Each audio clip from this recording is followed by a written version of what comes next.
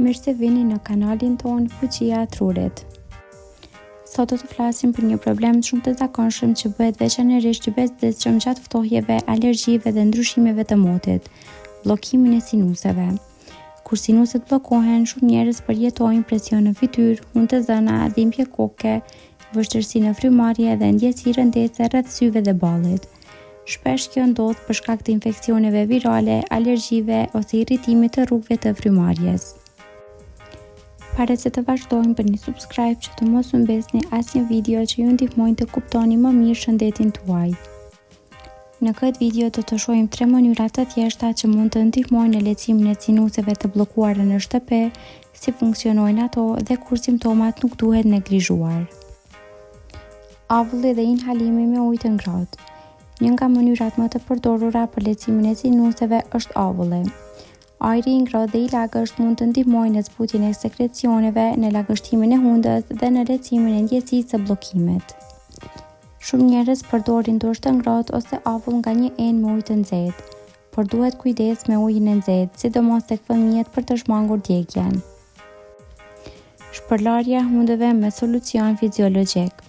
Shpërlarja e hundës me solucion fiziologjik është një nga mënyrat më efektive për të pastruar sinuset. Ajo ndihmon në largimin e mukusit, pluhurit dhe irrituesve nga hundët. Shumë njerëz përdorin sprej fiziologjik ose pajisje speciale për shpërlarjen e hundës. Është shumë e rëndësishme që uji të jetë steril ose i zier dhe i ftohur, sepse përdorimi i ujit të papastër mund të jetë i rrezikshëm. Hidratimi dhe lëngjet e ngrohta. Kur trupi është i hidratuar mirë, sekrecionet bëhen më të holla dhe largohen më lehtë. Për këtë arsye, uji, supa dhe pijet e ngrohta mund të ndihmojnë në lehtësimin e bllokimit.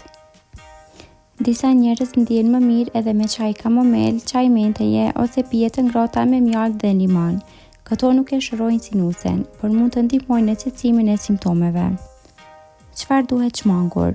Kur sinuset janë të irrituara, disa gjëra mund ta përkeçojnë gjendjen.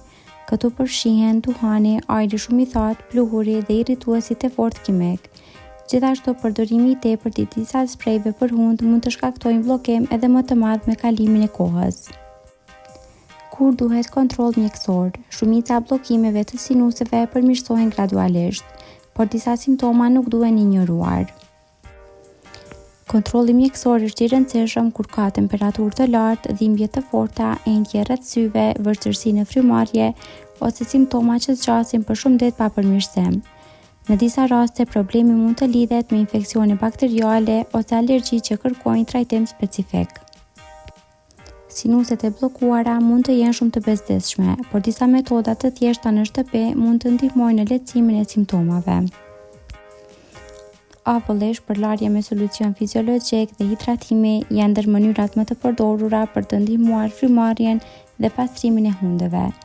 Dhe shpesh kujdesi i thjeshtë dhe i vazhdueshëm bën diferencën më të madhe. Kaq për këtë video. Faleminderit që na ndoqët dhe për më shumë video të tilla bëni subscribe, like dhe comment.